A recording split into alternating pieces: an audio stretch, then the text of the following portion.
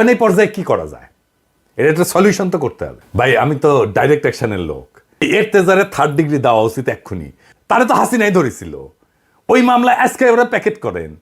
এই ভিডিও যাওয়ার পরে যারা বিভ্রান্ত ছিলেন সাধারণ মুসলমান সমাজ, তারা সরে যাবে এই এরতেজাদের পিছন থেকে, অনেক বিষয় ক্লিয়ার হয়ে যাবে। এখনই সময় ইন্ডিয়ান ষড়যন্ত্রকে প্যাকেট করে দেওয়া পুরাপুরি।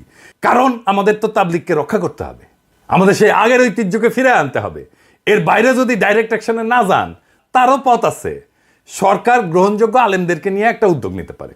সেই ক্ষেত্রে জাতীয় স্তরে গ্রহণযোগ্য এবং তাবলিগের বাইরের আলেমদেরকে সম্পৃক্ত কইরা মতামত বা পরামর্শ চাওয়া যেতে পারে এবং তাদের মাধ্যমে পাওয়া প্রস্তাবনা দিয়া সমাধানের উদ্যোগ নেওয়া যেতে পারে। যেই মুরব্বীদের নিয়ে উদ্যোগ নেওয়া যাইতে পারে, আমি কয়েকটা নাম বলি, দেখেন এটা আরো কিছু যুক্ত করতেও পারেন, কিন্তু আমি কয়েকজনের নাম বলতেছি। 1 নাম্বার, এর ধর্ম উপদেষ্টা তো থাকবেনি এখানে, হ্যাঁ, যে ডক্টর আফামা মাওলানা খালেদ হোসেন, উনি থাকবেন।